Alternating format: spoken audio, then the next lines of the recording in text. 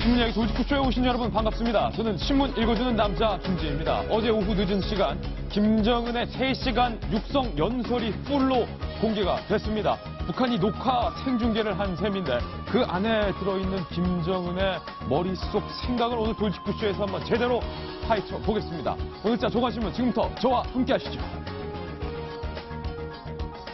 네, 먼저 조선일보 준비되어 있는데요. 36년간 숙청 안 당하고 살아남은 8인의 얼굴을 공개합니다. 김영남, 김기남, 박봉주, 최영림, 오극렬, 주규창, 양영섭, 태종수, 김일성 때부터 손자 김정은 때까지 36년간 숙청 안 당하고 살아남은 8인입니다. 이 8명의 얼굴 똑똑히 기억해둬야 할 것 같습니다. 통일 후 이들이 어떻게 36년간 북한 주민을 억압했으며 우리 한반도를 얼마나 위협으로 몰고 갔는지 그 죗값을 묻겠습니다. 다음 신문입니다. 이번엔 경향신문입니다. 사회면 기사 함께 보겠습니다. 안산 토막살인 조성호의 얼굴이 공개가 됐는데 부모를 욕해서 망치를 준비했다. 우발적 살인이 아니라 계획적인 범죄였음을 나타내는 정황이 포착이 됐습니다. 잠시 후 이웃집의 평범한 총각이 잔인한 살인마가 될 수 있다는 사진 몇 장을 공개하겠습니다. 정말이지 끔찍합니다. 다음 신문입니다. 이번에 한겨레 신문 사설을 한번 보겠습니다. 한겨레 신문 사설입니다. 이 북한에 대해서 한겨레 사설로서 지적하고 있는데 휘황찬란한 설계도조차 못 보여준 김정은의 당대회 보고였다. 너무나도 형편없었다. 김정은의 이번 3시간짜리 보고는 그저 할아버지 김일성 따라하기가 전부였다. 불쌍한 건 우리 북한 주민들 뿐입니다. 다음 신문입니다. 이번에는 경향신문 스포츠면을 한번 보겠습니다.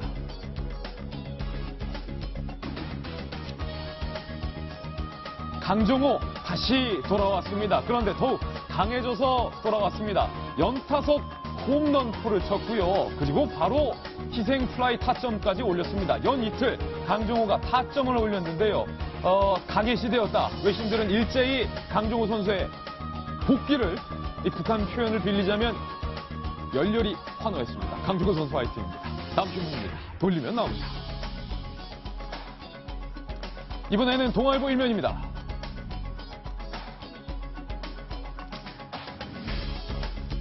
앞서 북한 소식 계속 소개해드렸는데 이 결론적으로 한 문장으로 요약하자면 동아일보 일면과 같습니다. 핵을 겨누면서 평화회담 열자는 김정은의 이중적인 이 잣대, 이중적인 메시지 우리가 또 속으면 안 되겠습니다. 핵 보유국을 기정사실화 하면서 우리 측에게 군사회담 열자, 남북 군사회담을 통해서 연방제 통일을 하자라고 주장을 하는 김정은의 모순적인 태도에 대해서 잠시 후 저희 돌직구쇼에서 샅샅이 분석해드리겠습니다. 다음 신문입니다. 이번에 한국일보입니다. 북한 평양의 사진 한 장을 좀 자세히 들여다보겠습니다. 바로 이 사진인데요.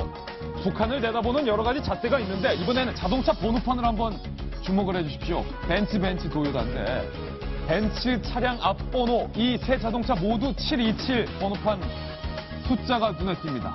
727. 727은 1953년 7월 27일 김정은 시대 이후에 강조했던 조국 해방 전쟁 승리 기념일, 이른바 전승절로 불립니다. 김정일 시대 때는 김정일의 생일 216 번호판이 앞서 있었는데 김정은 시대에 들어서 이 727 번호판으로 전부 바뀌고 있는 흐름입니다. 어제 당대회를 통해서 본격적인 김정은 시대를 개막했다. 이런 자동차 번호판의 변화로도 나타나는군요. 다음 신문입니다. 이번엔 돌리면 나옵니다. 중앙일보입니다. 김정일의 요리사로 알려진 후지모토 겐지의 방북 수기가 입수됐습니다. 잠시 후 저희 돌직구쇼에서 김정일의 요리사 후지모토 겐지가 방북해서 어떤 내용을 나눴는지 방북 수기를 전격 공개하겠습니다. 네, 오늘 신문 이야기 돌직구쇼 이 북한 김정은과 관련되는 분석 뉴스 많이 준비되어 있습니다. 그리고 신상이 드러난 안산 토막 살인의 범인 너무나도 평범한 이웃집의 성실한 총각이었습니다. 충격적인 그 뒷이야기도 준비되어 있습니다. 오늘도 신문 이야기 돌직구쇼는 여러분을 위한 쇼입니다.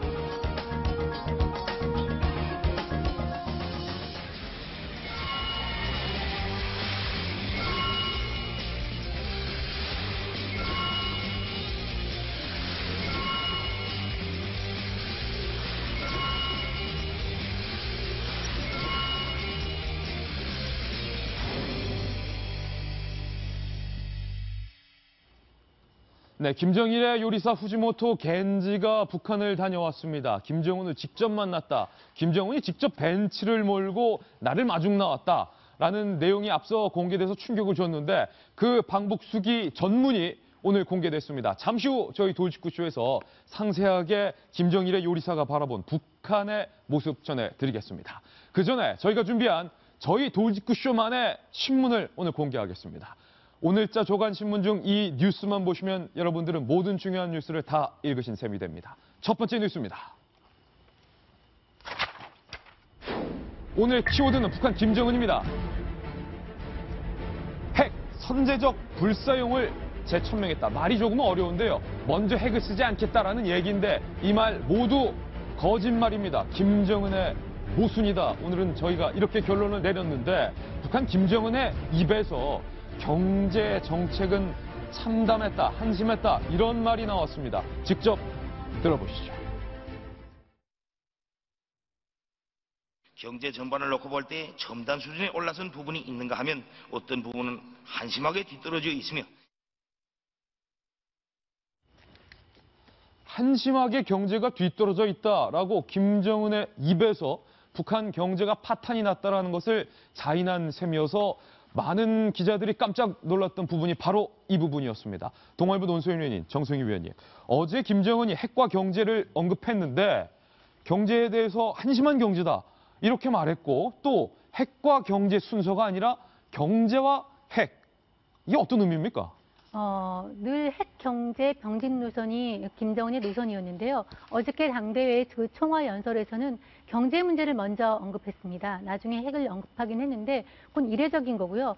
스스로 한심한 부분이 있다 이렇게 해서 경제 실패를 자인한 부분이 있습니다. 그러면서도 그 경제 개발 5개년 계획, 국가 경제 발전 5개년 전략이라는 것도 내세우면서 앞으로 경제 개발에 집중하겠다고 했지만 그렇다고 해서 개혁 개방을 하지는 않겠다. 개혁 개방을 오히려 비판을 하면서 오히려 핵을 미션으로 해서 경제에 대해서 앞으로 국가 전략으로 하는 그런 노선을 얘기했지 개혁 개방에 대해서는 선을 긋는 것은 분명한 모습으로 나왔습니다. 정성희 위원님, 개혁 개방 없이 더군다나 핵무기를 지니고서 북한 경제를 살리겠다는 5주년 계획, 이게 실질적으로 가능합니까? 가능하지 않죠. 가능하지 왜냐하면 않다. 양손에 지금 핵과 경제를 같이 쥐고 있는데 분명히 보듯이 핵을 쥐고 있음으로써 지금 경제 제재를 받고 있거든요. 둘 중에 하나를 놔야죠. 같이 간다는 건 분명히 형용 모순입니다. 그러면 오늘 북한 김정은에게 따끔한 충고 한마디 해주시죠. 핵을 쥐고서 경제를 살리겠다라는 이 발상,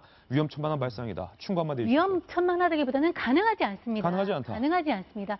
지금 이란에서 우리가 대통령이 갔다 왔던 이란에서 보듯이 이란에 우리가 지금 가서 엄청난 수주와 그 제2의 붐이 일어나고 있는데 그 원인이 무엇입니까? 핵을 놨거든요. 핵을 놓으니까 온갖 제재가 풀리면서 지금 투자가 들어가고 있거든요. 북한도 지금 똑같은 어떤 길을 걷지 않는 이상 문을 닫고서 핵을 쥔 채로 경제 개발을 할 수 없다는 것은 분명하고요. 그거를 이제 김정은도 알고 있을 것입니다. 알고 있는데 지금 말도 안 되는 그런 노선 실제로 이행할 수 없는 거를 지금 사람들한테 내놓고 있는 것이죠. 어제 김정은이 또 연방제 얘기를 꺼내 들었는데 박상철 교수님, 김정은의 입에서 연방제 통일 얘기가 나오니까 우리 남쪽 대한민국 내부에서 일각에서 봐라, 김정은이 통일을 얘기한다라고 하면서 마치 벌써부터 김정은의 말 한마디에 남남이 분열되는 듯한 양상도 보이고 있는데 이 연방제 통일 얘기의 진의는 무엇이며 우리가 거기에 절대 속아서도 안 되겠죠? 물론이죠. 전혀 공부 안 한 사람이 뭐 글자 한 글자 읽었다고 이야기했을 때 우리가 그걸 어떻게 생각합니까? 지금 연방제라는 것이 지금 연방제를 이야기할 상황은 아니거든요. 핵까지 가졌다면 다른 통일 방안이 나왔어야죠. 근데 김정은 같은 경우는 지금 김일성 시대로 돌아가면 예. 외모도 물론이고 그대로 복사해서 복구하면 북한의 모든 사람이 따라올 것이고 뭐 전제 조건이 이겁니다.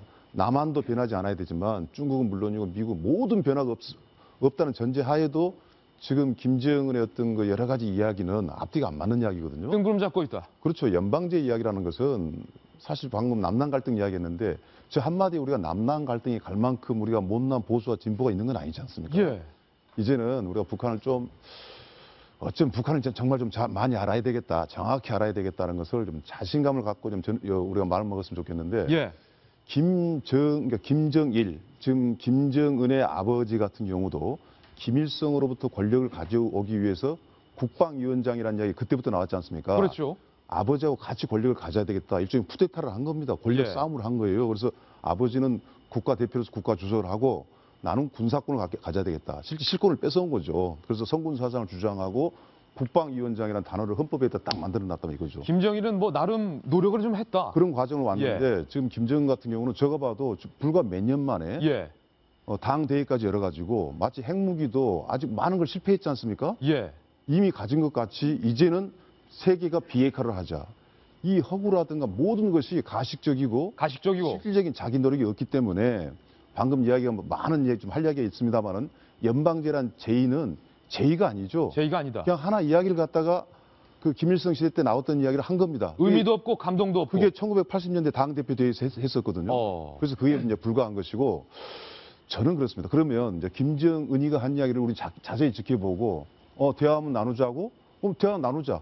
그럼 핵무기 없애면 우리 평화협정 하마. 예. 이런 식으로 자신감 있게 역공을 해야지. 우리가 자신감 있게. 그 한마디에 우리가 속지 말자 이런 소극적인 시대는 아닌 것 같습니다. 예. 좋은 도지꾼 알려주셨습니다. 어제 북한 김정은의 이 3시간이 넘는 연설에서 주목해봐야 할 3가지 포인트가 있습니다. 저희 도지꾼쇼에서 긴급 준비했습니다. 하나하나씩 살펴보시죠. 핵포기 노 김정은 북한 당대회 이모저모 먼저 첫 번째입니다. 130kg 더 쪘어요 살? 김정은의 공기반 소리반. 양복도 이렇게 입었습니다. 할아버지 김일성 따라하기 전형적인 수법인데 할아버지는 6시간 연설을 했는데 반도 못했습니다. 더 뚱뚱하니까요. 공기반 소리반 노래 얘기가 아닙니다. 직접 한번 들어보시죠. 축산기지들과 양어장, 남세원실과 버섯 생산기지, 드넓은 청춘 과원들은 인민생활 향상을 위한 귀중한 미천입니다. 별 길지도 않은 문장인데 이민선 변호사님 왜 이렇게 헉헉대죠? 힘들어 보이죠? 마디마디마다. 네. 와, 이 72,000자 분량인데 저거를 몇 시간 동안 읽을까 했더니 한 3시간 걸렸다라고 해요. 예. 이 3시간을 내리서서 계속 읽어야만 했고 그러니까 그전 작년에도 우리가 그 얘기를 했는데 허리가 안 좋은 거 아니냐라는 이야기를 했잖아요. 예. 역시나 이번에도 허리가 안 좋은지 양손을 계속 앞에 지탱한 채 앞을 거의 보지도 않고 그냥 원고만 숨가쁘게 읽어 내려갔다. 예. 예, 숨가쁘게 읽다 보니까 조금 한 1시간쯤 지나다 보니 몸이 이렇게 좌우로 흔들리기 시작하고. 아, 그러네요. 지금 네. 계속 좌우로 몸이 흔들리는 모습. 힘든 거죠. 우리가 몸이 힘들면 이게 자꾸 이렇게 몸이 이렇게 왔다 갔다 하잖아요. 예. 그래서 이제 목소리도 갈라지고 그 와중에 물론 이제 참석자 전원이 일어나서 한 12번 저렇게 박수를 치면서 열심히 수첩에 뭔가 받아 적는 모습도 보이죠. 대북 소식통은 김정은이 키가 한 171 됐다고 해요. 171cm. 그런데 추정 몸무게가 한 130이 된다고 하니까 그 3시간 넘게 서서 이야기를 하는 게 몸에 무리가 많이 됐을 거다라고 하는데 예. 제가 볼 때는 그냥 뭐 이렇게 걱정이고요. 우리도 촬영 같은 거 할 때, 저도 녹화 촬영할 때 여자들 높은 굽 싣고서 5시간, 6시간 내리서서 뛰어다닙니다. 예. 6년 만에 하는 건데 뭐 저 정도 일이 뭐 그렇게 힘든 일이었을까 싶습니다. 예. 김정은의 건강이 많이 안 좋다라는 얘기가 윤태곤 실장이 많았는데 어제 영상을 좀 다시 한번 보시면 연설을 할 때마다 이 좌우로 약간 뒤뚱거리는데 뭐 풍이 있다는 얘기도 있고요. 근데 이 두 가지로 봐야 되겠죠. 첫 번째로는 3시간 동안 했지 않습니까? 그러니까 우리가 뭐 한참 전에 정말로 정보가 없을 때는 아주 작은 시그널을 가지고 정말로 뭐 안 좋다, 뭐가 어떻게 돼가고 있다라는 보도도 꽤 많았는데 3시간 동안 저거 했다는 것 자체가 뭐 그런 단계는 아니다. 예. 라는 게 첫 번째인 거고 북한 인민들 앞에서 그걸 과시한 거죠. 두 번째는 근데 자세하게 들여다보면은 이게 호흡도 안 좋고 좀 이렇게 성인병의 징조 같은 게 나타나고 있다. 그러니까 성인병의 징조. 이 두 가지를 다 봐야 된다고 생각해요. 갑자기 뭐 김정은이 무슨 급변 사태가 일어나가지고 뭐 내일 모레 뭐 쓰러질 것처럼 하는 건 과장이고, 예. 근데 그렇다고 해가지고 이 김정은이 계속 상황이 좋지는 않다. 조금 장기적으로 두고 봐야 될 것이지 단기적인 문제에 있는 것이고, 예. 아까 그 나왔지만 36년 전이면은 김일성이 주석이 그때 60대 중반쯤인데 예. 5시간, 6시간을 했거든요. 그리고 야. 그 기록 영화 같은 걸 보면은 얼굴에서 정말 뭐 노련함이라든지 이런 게 이제 최전성기에 있는 모습이 풍겨나지 않습니까? 예. 거기보다는 못한 건데 김정은 입장에서는 나도 이제는 어느 정도 이걸 이제 다졌다라는 걸 보여주고 싶은 이중적인 게 다 묻어나. 할아버지 김일성의 표정을 보면 정말 노련하고 자신 있고 여유 있는 게 이제 60대인데도 불구하고 나타나잖아요. 예. 사실 우리 윤태곤 실장이 오랜 기간 기자 생활을 하면서 북한 평양에 이 취재를 위해서 방북했던 경험이 몇 번 있었기 때문에 그 얘기 저희가 잠시 후에 자세하게 한번 들어보겠습니다. 북한 당대회의 3가지 포인트. 이번에는 곧바로 두 번째 포인트입니다. 첫 번째는 공기반 소리반이었고요. 두 번째는 이 이름 석자에 주목해 주시기 바랍니다. 조용원. 조용한 조용원. 조용원이 도대체 누구길래 돌직구쇼에서 포인트 2로 잡았는지. 조용원은 바로 이런 인물입니다. 어제 당대회에서 김정은의 귓속말을 받아 적고 김정은의 바로 뒷자리 지근거리에서 흐뭇하게 웃으면서 김정은을 바라봤던 이 조용원. 우리 정보부는 김정은의 실세로 급부상한 위험천만한 인물이다라고 지적을 했고 현재는 당 조직 지도부의 부부장 그리고 58세로 추정이 되고요. 지난해 12월에 북한 매체에 처음으로 등장을 한 바 있습니다. 조직 지도부에서 실무를 맡으면서 성장을 해왔습니다. 그 업무는 자세하게 보면 감시와 검열 업무를 담당했다고만 알려지고 있습니다. 지난해 김정은을 수행한 횟수는 무려 37회, 황병수 다음 2위를 기록했습니다. 올해는 더 늘어나고 있는 추세인데 김병민 의원님, 김정은이 귓속말로 무언가를 지시한 저 조용원 어떤 인물입니까? 지근거리에 있다는 게 권력의 핵심을 의미하지 않겠습니까? 우리가 문고리 권력이라는 얘기를 쓰기도 합니다만은 최고 지도자와 가장 가까이 있는 사람, 이 사람이 과연 장관급에 있고 차관급에 있고 그 지위가 중요한 게 아니라 김정은의 신뢰를 아주 한 몸에 받고 있다는 측면에서 우리가 주목하고 있다고 보여지는데 예. 여기 이제 우리가 좀 봐야 될 거는 조직 지도부라는 조직을 좀 봐야 될 겁니다. 조직 지도부. 이 조직 지도부라는 곳이 뭐라는 거냐면 바로 북한의 권력층에 있는 사람들을 사상을 검열하고 인사를 하고 감찰하는 곳입니다. 그러니까 여기에 대해서 사실상 공산당 조직을 장악하는 곳이기 때문에 여기에 있는 핵심 실세가 누구냐에 따라서 북한이 좌지우지할 수 있는 아주 중요한 곳이죠. 왜냐하면 이 조직 지도부의 부부장 출신이었던 황병서가 바로 지금 승승장구하고 있는 모습들을 볼 수 있을 때 이 조직 지도부라는 곳이 과연 간단치 않다. 그리고 이번에 36년 만에 당대회를 개최하지 않았습니까? 이 당대회를 다 주관한 곳도 바로 이 조직 지도부라는 곳이기 때문에 이 조직 지도부의 부부장이라고 하면 우리나라 지금 차관급이거든요. 핵심 실세를 가지고 움직이는 사람을 가장 지근거리에 두고 있다라고 우리는 볼 수 있을 거다. 김정은의 공무부 장성택 처형을 주도했던 부서가 바로 조직 지도부입니다. 조직 지도부. 왜냐하면 이 조직 지도부가 제가 조금 전에 말씀드린 것처럼 사상을 검열하죠. 그리고 거기에 대해서 감찰합니다. 그러니까, 너 불순분자야? 바로 처형시킬 수 있는 권한을 갖고 있기 때문에 당대 최고의 실권을 갖고 있었던 장성택을 처형시켜버릴 수 있었던 조직이고 결국 그런 조직을 김정은이 가장 한 손에 쥐고 있다는 것들은 북한 내부에 있는 모든 정권의 실세를 움켜쥐고 있다는 걸 볼 수 있기 때문에 우리가 이 조용원이라는 인물이 아직은 국내에 많이 알려져 있지 않지만 앞으로 더 주목해봐야 될 인물로 볼 수 있을 것 같습니다. 비록 지금 계급은 조직 지도부의 부부장이긴 하지만 박 교수님 장성택을 날릴 정도의 조직 지도부의 2인자인데 당대회 때 김정은이 직접 귓속말로 1인자를 제치고 2인자인 조용원에게 뭔가를 지시를 했다. 그리고 할아버지들, 이 할아버지, 아버지 때의 인물이 아니라 김정은 시대에 있는 젊은 인물이다. 그러면 앞으로 우리에게 좀 위험천만한 인물이 될 수 있는 겁니까? 아마 이번에 당대표 대회는 전반적으로 그 전에 6차 대회까지 합치면은 별로 의미도 없고 성공했다 볼 수가 없지만 아마도 그 실질적으로 앞으로 정치를 같이 할 사람, 예. 가까운 세력들을 이번에 부각시키는 것이 가장 큰 목표라고 보거든요. 부부장급과 같이 성장할 것이다. 그렇죠. 김정은이. 지금 이제 부부장 정도면 우리로 굳이 치자면 이제 차관급 정도인데 그냥 차관이 아니라 실질적인 이제 권력의 실세라고 이제 볼 수가 있는데요. 조금 전에 이제 숙청이라는 이야기가 나왔지 않습니까? 이제 숙청이라는 것은 우리로 치면 정권 교체라는 하나의 정권 교체를 위한 하나의 자기들의 그 통치 방식 중에 하나입니다. 이게 네. 무슨 뭐 우리가 생각한 대로 피해 수청 같이 해서 무슨 죄가 있어서 처벌한 게 아니라 정치적으로 퇴출을 시키는 거예요. 그 과정에서 지금 상당수를 이제 퇴출시켰다고 이야기를 하고 아까 조금 전에 신문에 나왔지만 8명은 36년 동안 그대로 있었다. 예. 이 사람들은 굳이 교체 내지 퇴출시킬 필요가 없는 그야말로 그냥 장식품 정도로 뒷배경에 모시고 있는 게 더 낫겠다라는 분들이고 지금 이제 당 대표를 하면서 사실은 뭐 경제가 한심하다 했지만 핵 문제가 아니라 경제 문제를 정확하게 거론을 해줬어야 되는데 그런 준비가 전혀 안 되고요. 예. 이번 행사의 주관자들 보면 뭐 김혜정이라든가 방금 나온 김영원 이 부부장급 수준들이 내용은 전혀 없이 이번 당대표 대회를 거치면서 김정은 이하의 정치 실세가 이렇게 바뀌었다라는 보여주는 행사로서 급급하다 보니까 핵 문제도 우리가 연초에 보십시오. 제대로 성공한 게 하나도 없었지 않습니까? 하나도 없었어요. 수수탄도 아니었고 예. 잠수함에 쌓아 올린 것도 아니고 이것을 갖다 핵을 가졌다고 이야기할 상황은 아니거든요. 날짜는 5월 6일 날 맞춰놨고 그런 조급함을 보지만은 그럼 왜 그렇게 서둘고 있는가? 역시 다른 생각이 없어요. 그냥 권력을 유지해가는 가장 중요한 행사로서. 예. 그래서 방금 나온 그 명단들이 우리는 사실 눈여겨봐야 될 명단들이죠. 김정은이 이번 당대회를 준비하면서 100여 명의 외신 기자들을 평양으로 초대를 했는데요. 평양 현지를 취재했던 외신 기자들은 일제히 입을 모아서 이렇게 말했습니다. 정신병원 영화 현실판이다.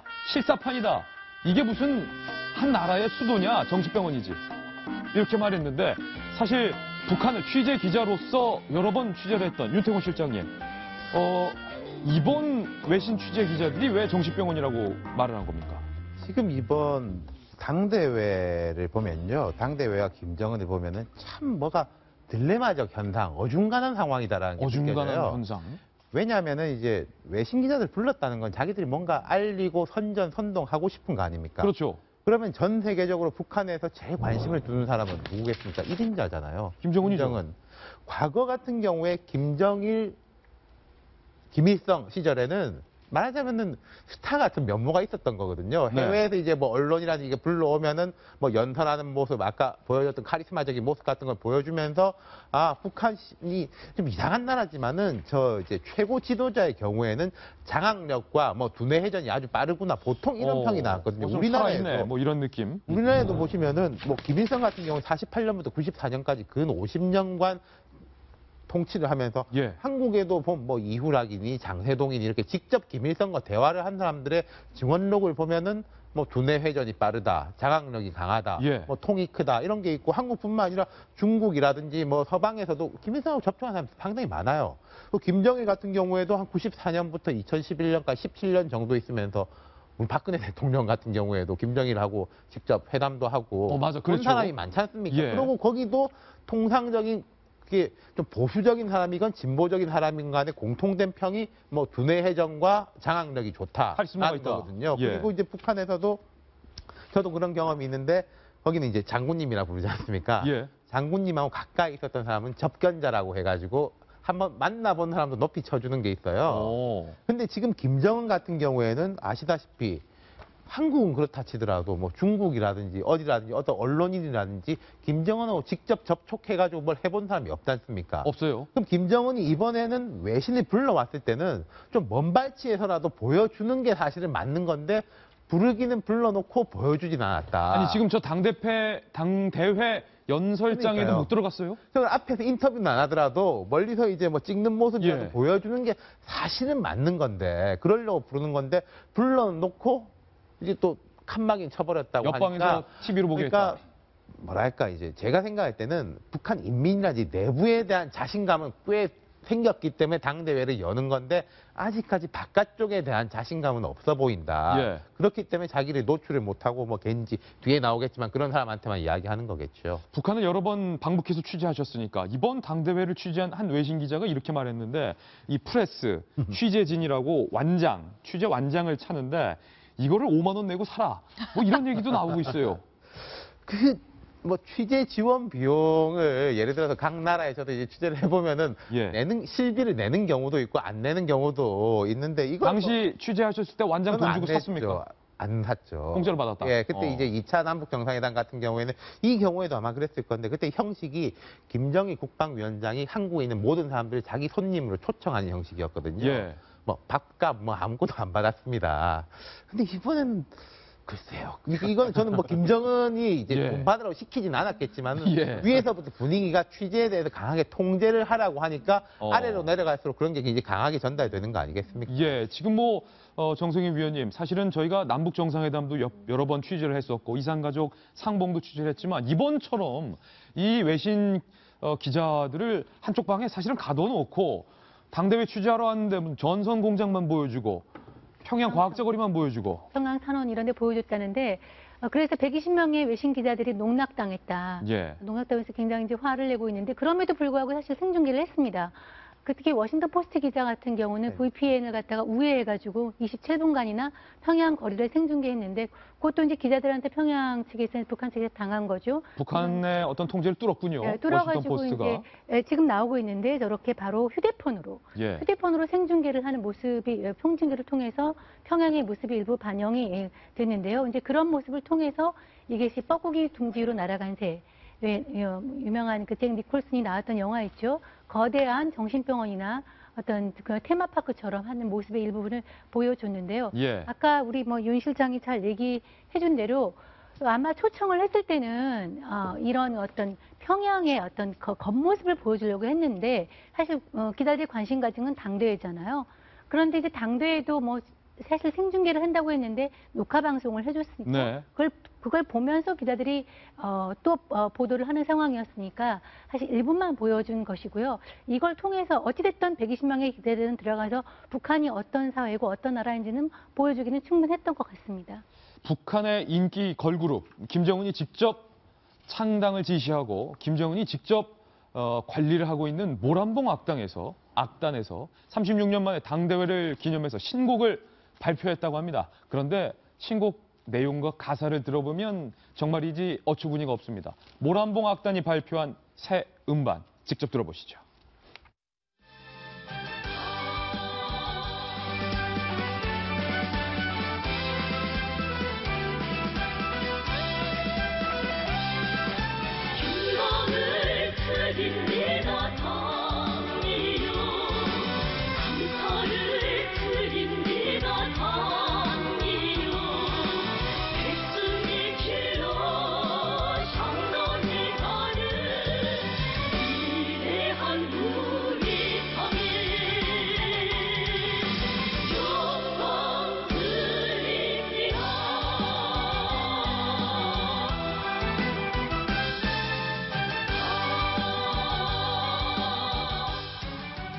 네, 모란봉 악단의 새로 나온 노래 들으셨는데 또 음악에 조예가 깊으신 이민순 변호사님, 이게 약간 드럼 소리도 들리고 모란봉 악단은 좀 신세대 북한에서 악단 아닙니까? 밴드 형식도 차용하고 이쪽에서는 바이올린을 켜다가 저쪽에선 드럼도 하고 하는 악단인데요. 밴드 모습으로. 네. 예. 근데 이제 저는 저 모습을 보고 아마 이제 조금 가볍게 웃자고 이야기를 아마 모란봉 악단 음악을 틀었는지 모르는데 저는 싫어요. 불쾌하다.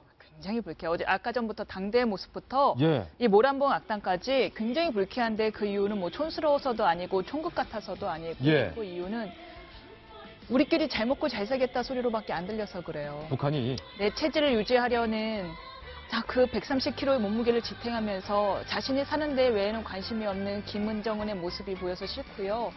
그리고 인민의 삶은 어떻든 상관없이 어떻게든 김정은한테 잘 보여서 저 어린 사람한테 고개 숙여서 수첩에만 쭈그라 받았으면서 예. 졸까봐 전전긍긍하면서 찬양하느냐고 바쁜 그 북한의 그 고위기 인사들 모습이 보여서 싫어요. 지금 얼마나 많은 사람들이 지금 아파하고 굶어 죽고 있는데 관심은 오직 우리 체제 어떻게 유지할 것인가, 내 집이 어떻게 내가 김정은한테 잘 보여서 유지될 것밖에 관심 없는 그 사람들의 모습, 그리고 나서 또 한 번 충성 경쟁하느냐고 저 낯뜨겁게 짝이 없는 작사 작곡을 해갖고는 예. 음악을 발표하는 저 모란봉 악단의 모습, 그냥 전 다 좀 불쾌합니다. 다 불쾌하다. 네. 박 교수님, 임 변호사님 말씀 중에 틀린 게 하나도 없어요. 그렇죠. 100% 맞는 이야기죠. 예. 근데 저런 화면들이요, 북한의 베일을 갖다가 벗겨주기 때문에 과거보다는 훨씬 건강한 우리 북한을 정확하게 볼 수 있는 중요한 자료라고 생각하거든요. 그나마 북한을 바로 볼 수 있는 자료는 된다. 그렇죠. 저게 보면 지금 상황과 너무나 동떨어져 있는 것도 있지만 진짜로 김정은 지금 제1국방위원장이 갖고 있는 정말 북한을 어떻게 이끌어 가야 될까 비전을 제대로 가지고 있느냐. 예. 우리가 불안한 건 뭐냐면요. 김정은 체제라도 제대로 유지돼야 된다. 그나마 그런 바람도 있어요. 왜냐하면 바람이라는 표현이 좀 이상합니다만은 기우적 걱정이고. 지금 우리가 지금 남북 간의 대치를 하고 있지만 우리 정치를 하면서 여야가 서로 논쟁을 하고 너가 틀리다 맞다 할 때는 서로 옳다고 주장하는 것이지만 예. 이제 북한하고는요. 우리는 옳고 북한은 그런 겁니다. 그렇죠. 틀린 것과의 대화거든요. 예. 그러면 경제 문제를 뭐 얼마나 언급하지 할지 않을지 몰라서 제가 하나 추가시키고 싶은 게 뭐냐면 역시 경제가 문제거든요. 중국, 쿠바, 베트남 보십시오. 개혁도 하고 개혁은 정 못할지라도 개방을 해서 먹여 살리지 않습니까? 예. 북한을 보면 우리가 착각을 해요. 아까 그 김정은 국방위원장도 이야기했지 않습니까? 경제가 한심하다. 그게 무슨 뜻이냐면 이런 것도 있습니다. 지금 좋아질 것이다라는 쓸데없는 자신감이에요. 과거의 김정일 때보다 나을 수도 있다는 겁니다. 그게 뭐냐면 어느 정도의 묘한 자본주의가 들어가 있어요. 이게 예. 자본주의라고 말할 수 없지만은 장마당이라든지. 장마당이라는 것들, 뭐 또 지방에서의 어떤 시장이 있습니다. 그다음 메뚜기 시장, 뭐 뒷골목에서 마치 우리 옛날에 70년대 시장이 쓴 것 같거든요. 아, 그걸 메뚜기 시장이라고 합니까? 이제 그 장마당에도 가지 못하는 아주 임대료도 낼 수 없는 사람이 골목으로 쫓겨나서 하는 골목에서 아주 작은 시장들. 우리도 예. 과거에 있었잖아요. 그런데 문제는 이게 자본주의를 하겠다는 개방의 의지에서 나온 게 아니라 거의 김정일은 저런 노래라든가 당대회나 주목을 하지 지방은 완전히 방치를 해버려요. 방치다. 우리는 지방 자치를 하지 않습니까? 예. 스스로 이끌어가는데 지방에 대해서 외면합니다. 아, 저기는 지방 방치다. 그렇죠. 그러니까 굳이 이름을 붙이자면 우리가 지방 자치라면 거긴 지방 자치다라고 말할 수밖에 없거든요. 그래서 예. 저는 이럴 때일수록 우리가 저쪽은 틀렸다는 자부심을 가지고 예. 자신감을 가지고 유심히 김정은도 쳐다보지만 북한은 우리가 통째로 좀 관찰할 필요가 있다라는 거예요. 예. 그래서 저는 이런 뭐 여러 방송에서 북한의 현재 모습을 보여주는 여러 가지 조그마한 화면들이 저는 굉장히 유익하다고 생각하고 북한을 공부하는데 우리가 하나의 소재로 써야 된다. 이걸 이야기를 추구하고 있습니다. 지방 방치다라는 표현이 너무나 정확한 것 같아요. 김정은 또 130kg, 살도 계속 자기 지방도 방치하고 인민들도 방치하고 여러모로 방치하고 있습니다. 앞서 예고해드렸던 것처럼 김정일의 요리사로 알려졌던 후지모토 겐지가 북한을 다녀왔습니다. 김정은을 만났다 이렇게 주장을 했습니다. 방북수기 전문이 공개됐습니다. 지금부터 하나하나 후지모토 겐지의 입을 통해서 북한을 들여다보겠습니다. 만나보시죠. 첫 번째입니다. 김정일의 요리사 후지모토가 폭로한 김정은 면담록. 진위 여부를 포함해서 하나하나 저희가 판단을 해보겠습니다. 첫 번째, 후지모토 겐지가 이렇게 말했는데 김정은의 여동생인 김여정이 당 선동부 부부장으로 승진을 해서 축하 메시지를 자기가 던졌다. 그런데 언론에서 나온 것과 달리 아직 미혼이더라. 싱글이더라. 최룡의 차남과 결혼한 거는 아니더라. 정 의원님, 뭐라고 말한 겁니까? 이 내용에 대해서. 좀 신빙성이 있어 보이는데요. 사실 이제 어떻게 해서 이 후지모토 겐지가 이 면담록을 나왔는지부터 설명을 해드려야 될 것 같은데요. 알다시피 뭐 김정일의 요리사로 유명하지 않았습니까? 예. 지난 4월 12일 날 방북을 해서 그 김정은과 김여정과 같이 식사를 하고요. 돌아와서 일본의 언론과 인터뷰를 해서 면담록이 나왔는데 그걸 국내의 한 언론이 입수한 내용입니다. 예. 여기 바르면 새로운 내용이 많이 포함이 되어 있는데 우선 김여정이 그동안에 최룡의 차남과 결혼을 해서 심지어 출산을 했다. 이런 보도가 있었는데 아니고 아직도 미혼이다. 아, 싱글이다. 예. 그리고 당 선동부, 굳이 우리식으로 얘기하면 문화부 차관 을 승진을 했다. 승진을 해서 축하 인사를 했더니 고맙다라고 인사를 하더라는 내용이고요. 그래서 이 오보다, 결혼설은 오보다라고 했는데 저는 상당히 신빙성이 있는 걸로 느껴집니다. 두 번째, 후지모토 겐지가 이렇게 말했습니다. 가봤더니 벤츠가 한 대 딱하니 섰는데 운전석을 보니까 김정은이 직접 앉아있고 옆에는 조수석에 오히려 비서국장, 그렇죠. 당 간부가 앉아있었다.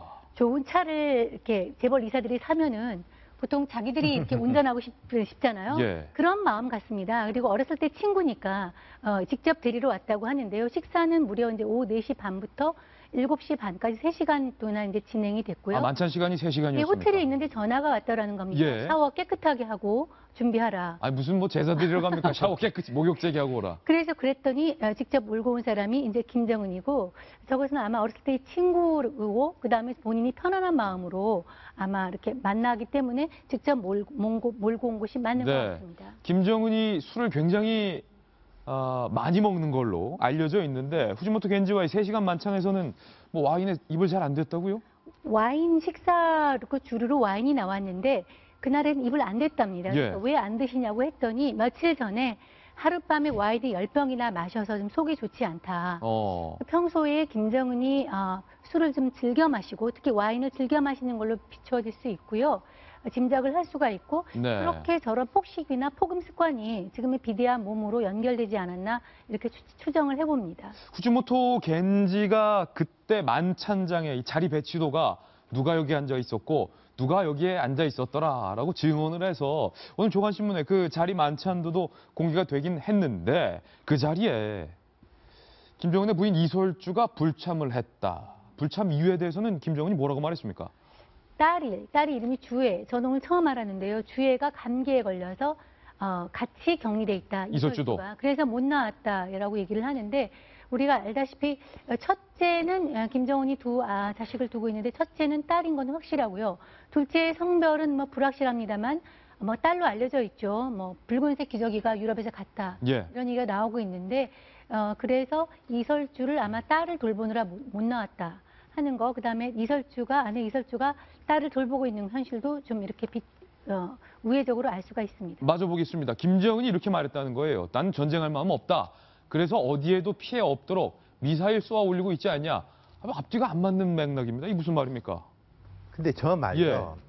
앞뒤가 안 맞는데 이 후지모토 겐지의 발언으로 신빙성을 대단히 높여주는 겁니다. 왜냐하면은 엊그제 당대에서 한 말이 저 이야기지 않습니까? 우리가 선핵 사용을 하지 않겠다라는 말하고 똑같은 말이에요. 그러면은 보통 어떤 사람들한테 신빙성을 주어질 때 과거의 독재자들 이런 경우들이 있거든요. 자기 사적인 사람한테 먼저 메시지를 보내고 그걸 공식화시켜서 확인을 해주는 거죠. 그러면은 앞으로도 후지모토 겐지가 하는 이야기는 이 김정은의 뜻을 전달하는 걸로 받아들이게 하는 것이고, 김정은의 마음은 이런 건 것 같아요. 예. 무슨 말이냐면은 북한이 핵을 개발하기 시작한 게 80년대 후반부터 해서 90년대 중후반 그 김일성 사망 이후에 1차 고난의 행군 당시에 박차를 가했고, 그다음에 이제 2000년도 들어와서 이제 조지 부시 정부 때 다시 박차를 가했는데, 북한 입장에서는 핵 개발이 자기들의 체제 수호 비용인 거죠. 김정은 지금 생각은 과거에 김정일 때는 우리 체제 수호를 하느라고 경제 개발을 못 했는데 이젠 이걸 다 했다.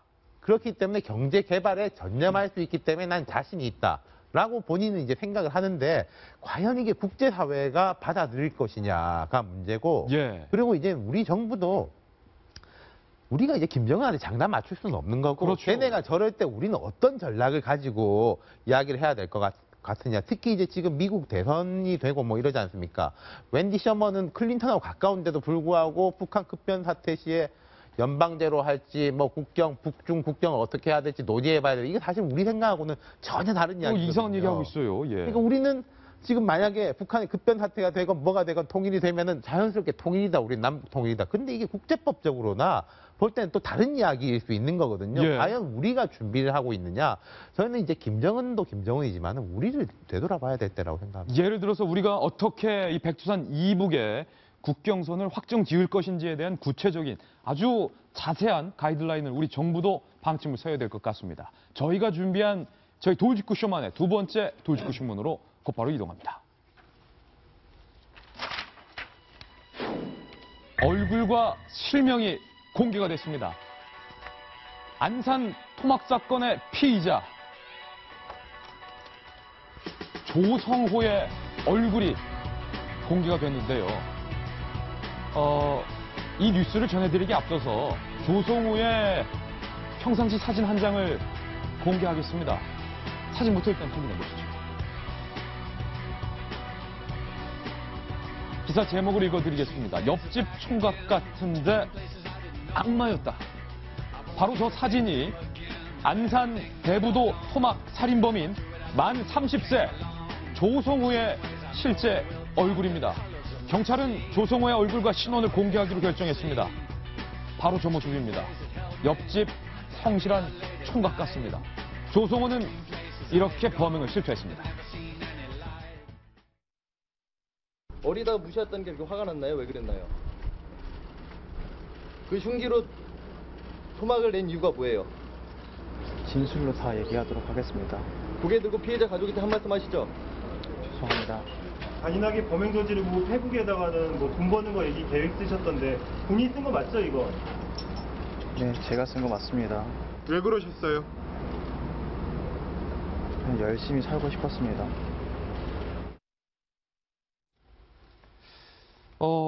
말씨라든지 음성이라든지 너무나도 담담하게 대화를 이어가고 있는데 임윤선 변호사님, 저렇게 착실한 얼굴로 끔찍한 범죄를 저지른 조성호 계획범죄였다고요?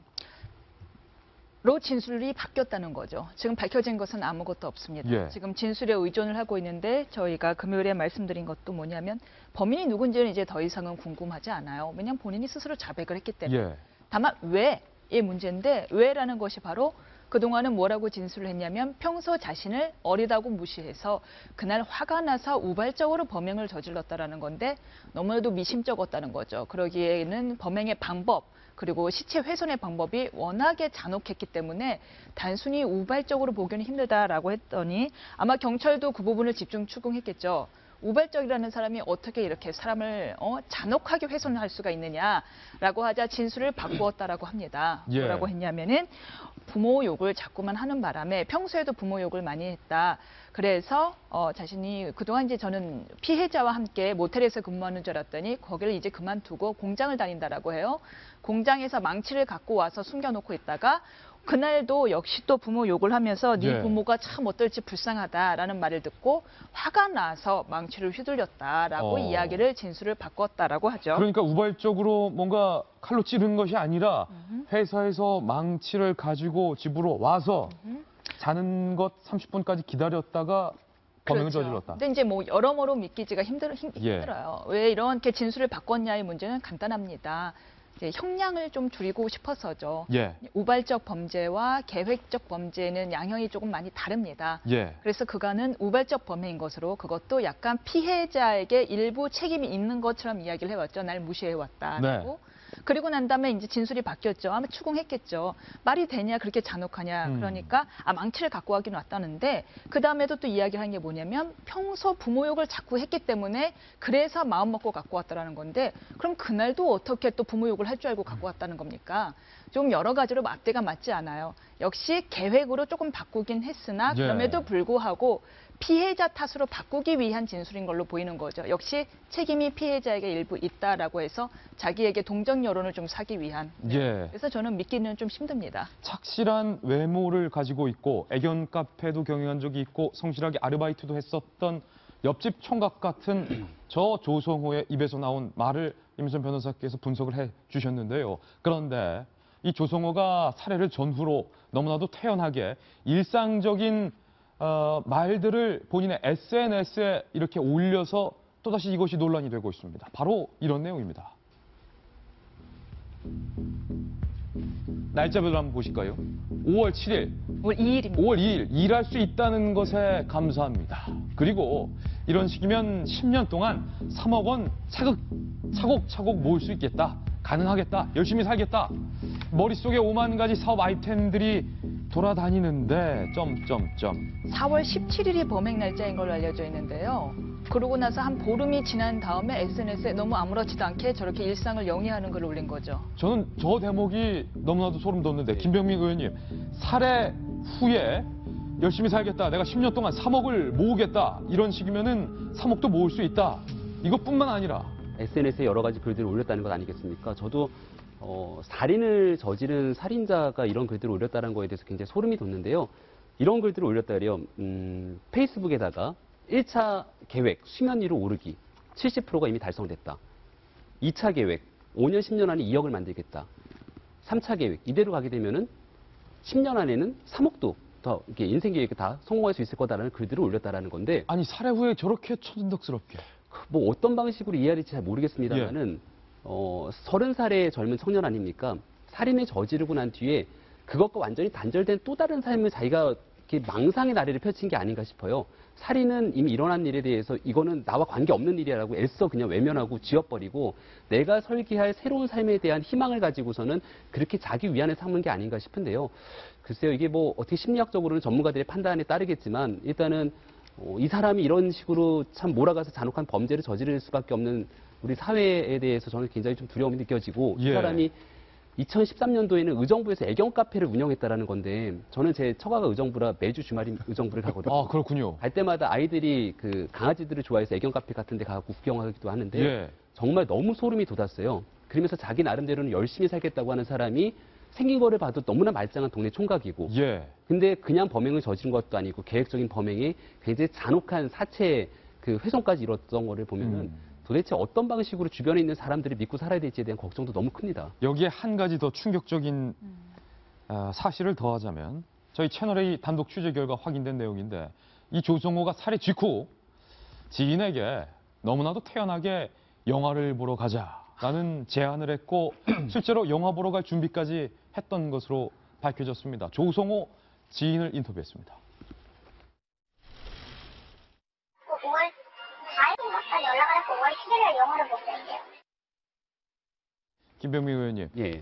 체포된 날 영화를 보러 가기로 한 셈이군요. 그러니까 본인은 전혀 몰랐다는 거죠. 치산 뉴스나 이런 것들을 보지 않았기 때문에 이 사체를 이렇게 유기하고 했던 부분들이 밝혀진 것도 몰랐고 수사망에 나를 좁혀놓은 것도 몰랐다라는 건데 그런 거 다 차치하고 나서 저 전화를 받았던 전 여자친구는 지금 아마 저분 심리적으로 굉장한 안정과 치료가 필요한 상태일 것 같아요. 저런 사람들이 비단 조성호뿐만이 아닐 거다라는 생각도 저는 들거든요. 우리 사회 곳곳에서 또 다른 제2, 제3의 조성호들이 혹시라도 태어날 거리를 활보하고 있지는 않을까라는 두려움도 큰데 이런 부분들에 대해서 좀 우리 사회가 더 강력하게 단속해야 될 필요가 있을 겁니다. 너무나도 이해가 되지 않는 앞뒤의 행동들입니다. 그래서 저희 돌직구쇼에서 전문가 전화 연결을 했습니다. 돌직구쇼에서도 몇 번 출연을 해주셨던 범죄심리학의 대가죠. 이수정 교수님 전화로 연결돼 있습니다. 이 교수님 나와 계시죠? 네, 안녕하세요. 교수님, 지금 쭉 저희와 함께 하셨는데 전화로 이제 보셨을 텐데요. 이 조성호의 심리 상태랄까요? 살해 후에 지인에게 영화를 보러 가자라고 제안을 하는가 하면 본인의 SNS에 너무나도 태연한 일상들을 올렸는데 이걸 어떻게 저희가 해석을 해야 됩니까? 네, 지적하신 대로 일반인들이 이해하기가 어려운 일들을 한 것으로 보이는데요. 그런데 우리가 한 번쯤은 이 사람의 좀 감정을 제대로 받아볼 필요가 있겠다고 느낀 것은 지금 이 사람의 어떤 의사결정 능력상에는 큰 문제가 없겠지만 그러나 인지 능력상에 뭐 어떤 추론이나 합리적인 판단이나 이런 것들에 약간의 좀 저조한, 그러니까 결함을 보이는 측면들이 사실은 있다고 볼 수밖에 없을 것 같아요. 인지 능력에 일단 장애가 그 있다. 근거로 지문이 발견이 되면 틀림없이 경찰이 이제 본인을 검거하러 올 것인 것은 뭐 보통 사람들은 다 이해를 할 텐데 문제는 시신을 훼손할 때 지문은 그대로 남겨두고 결국은 시신을 유기했다거나 또한 이제 그런 상황에서도 다시 자기가 거주하는 데로 와가지고 결국에는 마치 주인인 척 하면서 생활을 했다거나 그리고는 이제 뭐 여러 가지로 미래의 계획을 세우기가 어려운 상황임에도 불구하고 10년 후에 뭐 돈을 3억도 모을 수 있겠다 이러면서 본인의 이제 수입을 계산을 해가지고 SNS에 올린다거나 이런 종류의 행동들은 사실은 지능이 뭐 보통 수준 이상인 사람들은 사실은 하기가 어려운 행적으로 보이거든요. 그렇죠. 그렇기 때문에 겉모습은 지금 매우 멀쩡하게 보여도 지금 상당 부분 인지 능력이 경계선 수준 정도가 아닌가. 예컨대 상당 부분 지금 미래에 관한 여러 가지 추론 능력이나 상황 판단력이나 이런 데 있어서는 좀 결함을 보이고 있다. 이렇게 볼 수밖에 없을 것 같습니다. 잔혹한 수법에 비해서 범행 동기가 사소하다면 사소하게 느껴지고 지금 계속 진술도 바뀌고 있는데 부모 욕을 해서 부모님 욕을 해서 내가 욱했다. 이 범행 동기도 좀 믿을 수 있는 건지요? 그러니까 일단 그런 이제 정신적인 일부 뭐 좀 결함을 가정한다면 이 사람이 이야기하고 있는 대목이 무조건 신빙성이 없다고 우리가 판단하기도 좀 어려운 측면이 있습니다. 예. 사람들이 뭐 무시하고 괴롭히고 이런 부분에 대해서 생각보다 일반인보다 훨씬 민감하게 대응을 하지만 문제는 그렇다 그래서 지금 그 생활하는 공간을 또 떠날 수 없는 그런 부분들도 있었던 걸로 추정해 봤을 때 예.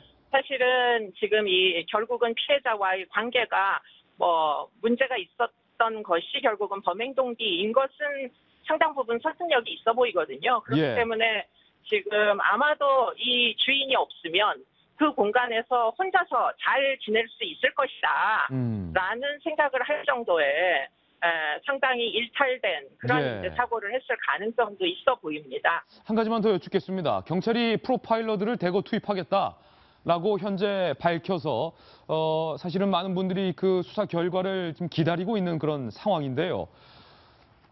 범죄 심리학적으로 봤을 때 과연 이 조성호가 여타 다른 강력 살인범처럼 사이코패스다라고 단정을 할 수 있을지 여부도 지금 논란이 되고 있습니다. 그러니까 사이코패스가 뭐 유달리 특별한 사람들이 아니고요. 제일 큰 문제는 공감 능력이 떨어지고 정서가 보통 사람들과 다르다는 것이거든요. 그런데 지금 이 피의자 같은 경우에 정서적으로 일반인들이 느낄 수 있는 공포 심리 같은 게 별로 없는 것 같습니다. 네. 시신과 열흘 이상 함께 지냈다거나 시신을 뭐 유기하고 난 다음에도 혈흔이 낭자한 그 장소에 돌아와서 생활했던 것을 보면 일반인들과는 다른 정서적인 문제를 안고 있을 것으로 추정되거든요. 그렇기 때문에 아마도 이제 뭐 그런 가능성을 사이코패스라고 부를 수 있을지 하는 것들에 대한 심층적인 분석이 필요할 거로 보이고요. 예. 또한 프로파일러들이 이제 꼭 해야 될 게 인지 능력상에 아까 말씀드린 대로 혹시 경계선적인 특성을 갖고 있지는 않은지 예. 이런 것들이 분석이 돼야 될 필요가 있다고 보입니다. 네, 알겠습니다. 이 교수님 고맙습니다. 네. 범죄심리학 이수정 교수를 전화로 연결했습니다. 정성희 위원님, 다른 강력범죄들과 심리적으로 다르다. 사이코패스라고 단정 지을지의 여부에도 이 프로파일러들의 수사가 필요하다. 만약에 사이코패스라면 사이코패스의 정의가 좀 새로 되어야 될 것 같습니다. 사건이 일어나자마자 제가 오래 하는 사회부 경험상 이 친구는 지능이 낮을 것이다라고 제가 처음으로 아마 임윤선 변호사한테 바로 얘기를 했는데 예. 제 추측이 맞았네요. 이게 사이코패스는 되게 죄책감이 없고 지능이 높습니다. 그리고 공감 능력이 떨어지는데 이 사건 처음부터가 이해할 수 없는 행동 패턴 때문에 이 친구는 인지 능력이나 지능이 굉장히 낮을 것이다. 마치 지난번에 자신의 아이를 살해한 다음에 아동학대로 시신을 유기했을 경우에도 엄마가 나중에 보니까 지능이나 인지 능력이 현저하게 낮은 걸로 나타나지 않았습니까? 예. 비슷한 식으로 이 친구도 그 인지 능력상에서 다른 사람과 다르게 굉장히 능력이 떨어지고요. 인지 능력이 떨어진다, 지능이 낮다 그러면 이 어떤 지식 부분뿐만이 아니라 도덕성마저도 굉장히 떨어진다는 그런 어떤 조사 결과가 있던데 그렇군요. 이 친구 같은 게 이해할 수 없는 이런 것도 전형적인 사이코패스의 행동이라기보다는 아까 말한 대로 어떤 그 정서 발달상 또 인지 능력상 좀 제대로 발달하지 못한 그런 어떤 친구가 아닌가 하는 생각이 듭니다. 박 교수님. 네. 우리가 이걸 한번 생각해 봤으면 좋겠어요. 우리가 지금 조성원을 보고 얼굴은 옆집 그 동네 청년 같은데 그렇게 흉악범을 저질렀을까? 근데 이게 지금 한두 번째가 아니지 않습니까? 한두 번째가 아닙니다. 이 사건이 많이 생겨요. 저희들은 이제 과거에 뭐 법대를 다닐 때 무슨 형사정책을 공부하면서 뭐 흉악범은 이렇게 생겼고 뭐 그런 거 강의를 배웁니다. 또 되게 그동안의 범죄인들은 못 살아서 또 아주 원한이 있어서 이렇게 이루어지거든요. 근데 이걸 기준으로 잡기 때문에 왜 이런 사건이 일어나지? 왜 이렇게 잔인하지? 이렇게 이야기가 나오는데요. 지금 세상이 바뀌지 않습니까? 세상이 바뀌었다. 현대 병이 생기고 현대 범죄 유형이 생기듯이 저는 이번 경찰들이 수사를 잘하고 있지만 이것이 기소하는 데 필요한 증거를 찾고 진술을 받으려는 것도 중요하지만 저런 행태가 앞으로는 범죄의 일반화가 될 수 있다. 그래서 평범하게 생긴 사람이 범죄를 저지르는 그렇죠. 패턴이. 예, 무슨 프라이버시를 보호하는 건 좋지만 그걸 철저히 낱낱하게 체크를 해가지고 앞으로 범죄는 이게 일상화 될 수도 있다라는 걸 가져야지. 이것은 뭐 사이코패스다, 소셜패스다로 흘러가는 것도 뭐 중요합니다만 심리학적으로 분석하는 것이 그런 그 형사정치학적 노력이 좀 저는 필요하다고 봅니다. 좋은 지적입니다. 제가 딱 말씀드리고 싶었던 건데요. 예. 저는 지금 조성호 씨죠. 깜짝 놀란 게 긴급 체포할 때랑 그 다음에 구속돼서 나올 때 머리가 달라요. 너무 그렇습니까? 특이하게도요. 긴급 체포됐을 때는 분명히 머리가 손질되지 않은 머리였는데요. 끌려 나올 때는 경찰서에서 나올 때는 젤로 다 손질된 머리였어요. 어. 구속이 돼서 나오는데 젤로 머리가 다 손질된 채 나와서 죄송합니다라고 이야기를 하고 있습니다. 자세히 한번 보실까요? 네. 저는 미처 보지. 그러네요. 네, 저는 저런 심리를 가진 사람은 도대체 자신이 구속이 되어 있는데 자신의 머리 스타일을 신경 쓰는 사람의 심리를 내가 어떻게 이해해야 되나라고 그러네요. 고민을 지금 하다가 손질된 머리로 바뀌었어요. 네, 이해를 안 하기로 했습니다. 그것은 무엇이냐면 전에 자신의 아이의 사체를 냉동고에 보관했던 끔찍한 부모 사건이 있지 않았습니까? 그때 저는 경찰들의 발표가 죄송합니다만 많이 한심했습니다. 경찰의 발표 한심했다. 분명히 친부에 대해서 처음에 뭐라고 발표했냐면은 은둔형 전형적인 은둔형 외톨이라고 발표를 했습니다. 그 다음엔 아이가 맞은 흔적이 맞자 그 다음은 뭐라고 발표했냐면은 평소 축구 등을 즐기는 건장한 체격이라고 발표를 했습니다. 예. 이 두 개가 어떻게 매치가 된다는 겁니까? 서로 모순적이다. 이것은 뭐냐면 경찰들이 너무 전형적인 기존의 범죄자 유형에 끌어넣기 위해서 그러면 사이코패스에 넣자? 이번에 운동형 메트리에 넣자? 하다 보니까 발생하는 모순이었거든요. 하지만 지금 우리가 아는 기존의 범죄자와는 너무 다른 유형의 사람들이 이렇게 나타납니다. 예. 뭐 구속되기 전에 머리를 손질하는 저런 평범한 사람이요. 그렇기 때문에 지금 필요한 거는 철저한 프로파일링을 통해서 다시금 새로운 범죄자 유형을 만들 때가 됐다 싶습니다. 두 분의 여러 전문가분들의 중요한 지적도 감사드리겠습니다. 조성우의 사건 뒷이야기 저희가 상세하게 보도해드렸습니다. 이번엔 정치권 이야기 하나 짚어보겠습니다. 다음 돌직구 신문입니다. 국민의당 안철수 대표가 카메라 앞에 섰습니다. 저보고 짠돌이라고 생각하신 분들 많으시죠? 근데요, 저 짠돌이 아닙니다. 짠돌이가 아니다라는 커밍아웃을 했습니다. 그런데 정반대의 에피소드도 참 많은데 과연 무엇이 진실인지 안철수 대표가 카메라 앞에 섰던 그 영상 저희가 준비했는데 직접 한번 살펴보시죠. 세상 물정 모른다고 저보고 그러세요. 참 우리나라 같은 열악한 환경에서 벤처기업 창업해서 나름대로 이제 기반을 닦은 사람이 어떻게 세상 물정 모르겠습니까? 짠돌이 1,000억 넘게 기부한 사람한테 짠돌이라고 한다든지 뭐 대통령 병에 걸려서 탈당한 거 아니냐 이런 것도 사실은 대선 후보 양보한 사람이 대통령병 걸린 사람이겠습니까? 윤태곤 실장님, 사실 지난 대선 때 안철수 당시 대선 후보를 지근거리에서 이 정치적 조언을 했던 입장이시니까 사실은 솔직히 말해서 안철수 대표 본인도 말씀하셨지만 좀 짠돌이다 이런 얘기들 많았잖아요. 근데 이게 재밌는 게 정몽준 전 의원도 그런 말 많이 들었거든요. 그렇습니까? 돈 많은 사람한테는 이게 막 써도 뭐 이렇게 짠돌이라고 뭐 쓰면은 돈 자랑하냐 이러고 이제 아끼면은 뭐 짠돌이냐 하니까 이런 부분이 있는 것 같은데 뭐 한 두 가지를 볼 수 있을 것 같아요. 이게 저는 여러 번 들은 이야기인데 이 지적을 하도 많이 당하니까 답답해가지고 이게 페리스코프 앱이라고 그 북한에서 아까 몰래 그 생중계한 그 앱인데 한 2달째 쓰는 것 같아요. 그건데 좋죠. 이런 자기 지지인들하고 직접 소통하는 건 좋은데 약간만 잘못 생각하면 이걸 언론이라든지 이런 걸 우회하려고 여긴 다 나를 왜곡하고 있다. 삐끗하면 그런 쪽으로 가니까 그런 건 좀 조심해야 될 것 같아요. 안 대표가. 그리고 지금 특히 좀 조심해야 될 시점인 게 문재인 전 대표 같은 경우에 좀 양산으로 들어가서 칩거해 있고 김무성 전 대표도 뭐 얼굴도 내밀 수도 없는 상황이니까 국민의당이 제가 한번 말씀드렸지 않습니까? 지금 외발 자전거 타고 있다고. 한 대표도 혼자서 스포트라이트를 받는 건 좋은데 잘못하면 화살을 혼자 다 맞을 수 있는 거거든요. 이럴 때일수록 조심해야 될 겁니다. 재밌는 게 김병미 전 의원님. 사람들이 저보러 대통령병 걸렸다고들 많이 하시는데 저 대선 후보 양보했던 사람입니다. 이번에도 양보하실 건가요? 이번에도 양보할 건가? 대통령병이라는 표현 자체가 약간 좀 조롱의 의미가 섞여 있기 때문에 그 표현은 맞지는 않습니다만 대통령이 관심 있는 건 사실이잖아요. 대통령이 관심 없으면 저런 대중정치인으로서 저런 방송을 할 이유도 저는 없다고 생각을 합니다. 그래서 본인이 대통령직이 욕심이 있다. 그리고 대한민국 대통령으로 내가 하고 싶은 대한민국 정치는 이런 정치다라고 오히려 저 자신 있게 말씀하셔도 될 때가 됐다고 저는 봅니다. 그런 것들을 갖고 이렇게 은폐하지 않으셔도 저는 괜찮습니다. 은폐하지 않아도 된다. 짠돌이라고 하는 거는 아마 지난번에 그 에피소드가 때문에 나온 얘기 같아요.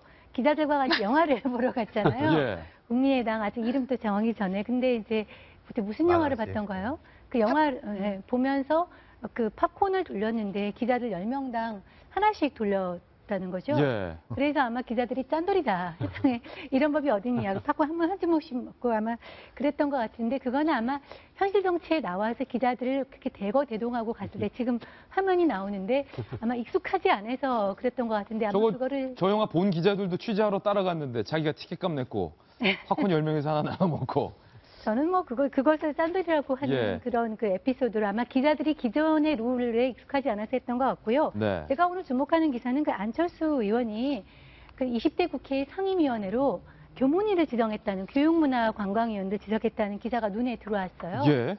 2, 3위 지망은 사실 쓰지 않았답니다. 무조건 1등 상임으로 교문위를 가겠다는 건데요. 사실 교문위가 사람들이 이렇게 선호하는 그런 상임위원회는 아니거든요. 사실은 뭐 대선 주자급이라면 교문위보다는 통해통이나 뭐 외통이나 아니면 국방위 이런 거 쓰는 게 박근혜 관행인데. 대통령 같은 경우 옛날에 복지위를 했습니다. 예. 본인이 복지를 하겠다고.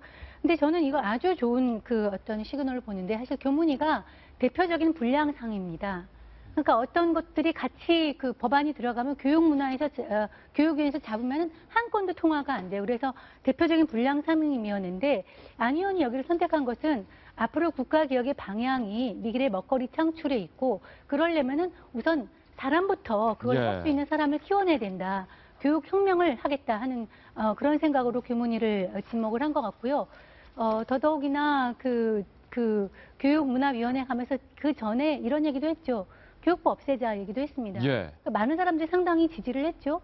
일상적인 교육 업무는 교육청에 다 이관해서 지방자치, 교육자치니까 이관하고 그다음에 교육 관련 간섭은 없애버리고 교육 모든 것은 대학이 알아서 하게끔 하면은 뭐 불가능한 일도 아니라고 하는데 아마 제가 듣기로 교육부가 상당히 떨고 있다고 합니다. 초등학교 교과서에서도 나왔던 인물이니 안철수 대표가 교문위를 상임위로 선택했다는 소식을 저는 보면서 박 교수님, 안 대표가 이번에는 제대로 한번 대선에서 승부를 보겠다라는 생각을 갖고 있다는 것을 어느 대목에서 읽었냐면 연말이면 역사교과서, 이른바 국정화된 역사교과서가 개편된 내용이 나올 텐데 그게 사회적으로 상당한 논란이 될 텐데 안 대표께서 교문위를 자처했다라는 것은 그 역사교과서 논쟁에서 현 정부와 제대로 한번 붙어보겠다. 뭐 이런 생각 아닐까? 예, 저는 그런 생각을 가졌다면요. 정말 그 맥을 잘 잡았다고 보고요.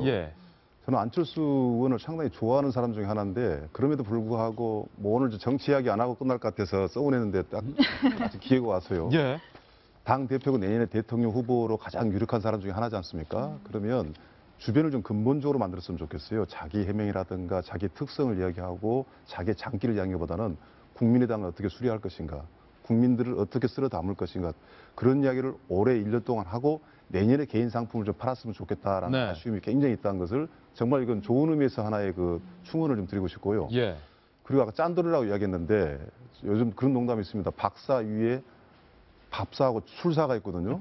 박사하기 위해 밥사하고 술사가 있다. 그런 훌륭한 사자 직업이 있어요. 그런 사생활을 할 때 조금은 뭐랄까 저는 짠돌란 말이 쉽게 나온 이야기는 아니라고 봐요. 근거 있는 이야기로 보고요. 좀 더 후둑하고 일반적으로 좀 보편적으로 사람들하고 소탈하게 어울릴 수 있는 사람이 됐으면 좋겠다는 거 하나 하고요. 그러나 안철수 새정치를 국민의당에 지금 과연 담을 수 있을 것인가. 저는 그 그릇이 굉장히 불안하고 언제든지 무너질 수 있고 예기치 못한 방향으로 갈 수 있기 때문에 정말 국민의당을 제대로 수리하는 데 최선을 다했으면 좋겠다. 더 나아가서 이 야권 재구성을 할 것인가 아니면 한국 정체를 여야를 새롭게 한번 재구성할 것인가 이런 생각을 좀 했으면 좋겠다는 생각을 좀 하고 싶습니다. 뭐 각 당 대표를 상관없이 저희 돌직구쇼에서도 인터뷰 요청을 드리고 있는데 국민의당 안철수 대표도 한번 저희 돌직구쇼에 출연하시던가 인터뷰를 한번 하셨으면 좋겠다는 생각이 듭니다. 밥은 제가 사겠습니다. 광고 후에 돌아옵니다. 잠깐만요. 네, 월요일 아침 저희가 준비한 소식 모두 전해드렸습니다. 이번 월요일을 시작으로 이번 주 날씨가 화창하고 기온도 많이 오른다고 합니다. 이제 봄에서 여름으로 벌써 넘어가는 그런 느낌이 듭니다. 어쨌든 환절기일 수도 있으니까 건강 일교차 때문에 유의하시기 바라고요. 그래도 이 기온이 오른 이 봄 날씨, 초여름 날씨 만끽하시기 바랍니다. 저희는 내일 아침 9시에 더욱더 풍성한 뉴스 들고 인사드리겠습니다. 오늘 하루는 분명 어제보다 더 나을 겁니다. 좋은 하루 되십시오. 고맙습니다. Show and tell.